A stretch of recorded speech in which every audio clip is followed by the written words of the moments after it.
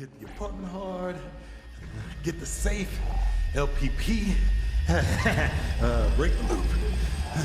Let's go. Never gonna get used to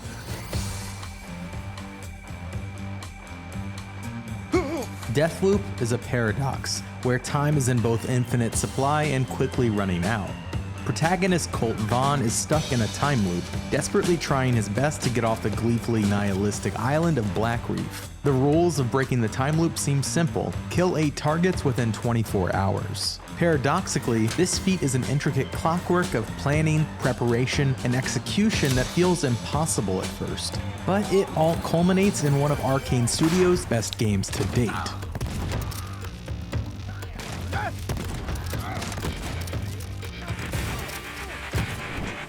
Deathloop begins in media res, as Colt is murdered by a mysterious woman named Juliana Blake.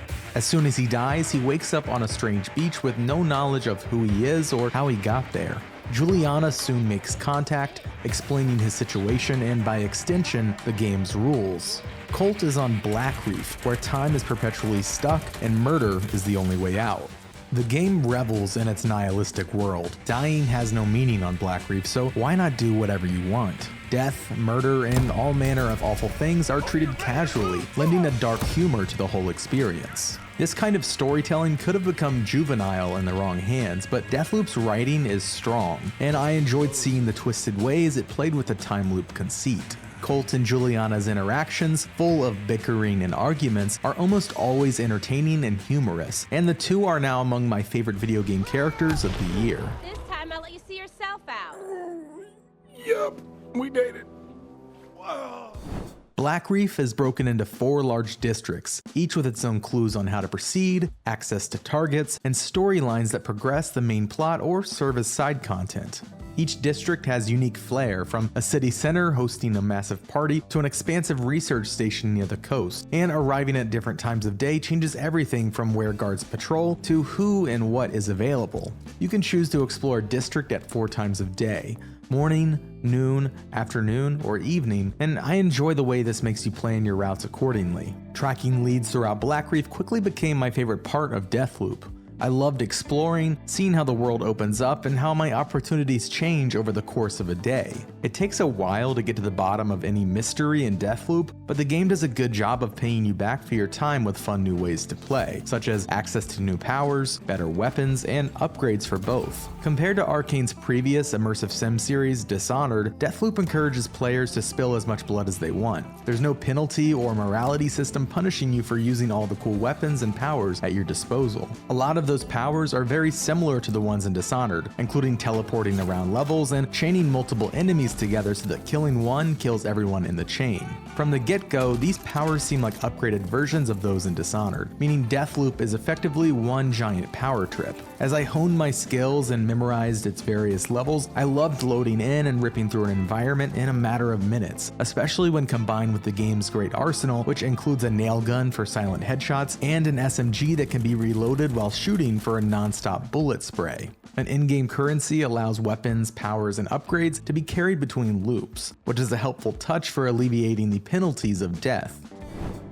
Where single player focuses on Colt, players can also jump into a mode where they play as Juliana.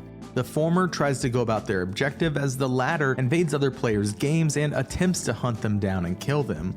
This mechanic can be turned off or set so you can only play with friends, but I found that these invasions add a bit of fun tension and spontaneity to runs, especially when playing with a friend I could talk and laugh with. My best laid plans were useless when Juliana showed up, and the dangerous game of cat and mouse that ensued always left me on edge.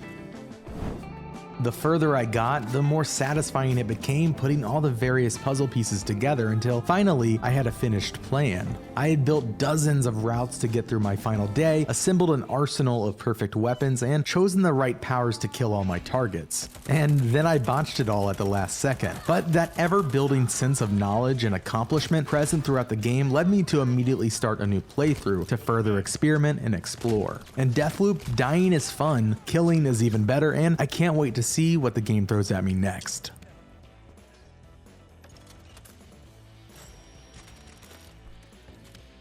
Hey everybody, this is Alex Van Aken from Game Informer. Thank you so much for watching this video review of Deathloop. Our Deathloop review was written by Blake Hester. You can check more of his work out at GameInformer.com. If you enjoyed the video, be sure to click that like button and leave a comment down below letting us know which weapon you're looking forward to checking out the most from the game. If you're new here, be sure to click the subscribe button so you don't miss another one of our video reviews. Also, be sure to go check out our rapid fire interview with Dinga. He's the game director of Deathloop, and we asked him 80 questions about the game. As always, head over to GameInformer.com for the latest news, reviews, previews, and features on your favorite upcoming and past games. Thanks again for watching, and we'll see you in the next one.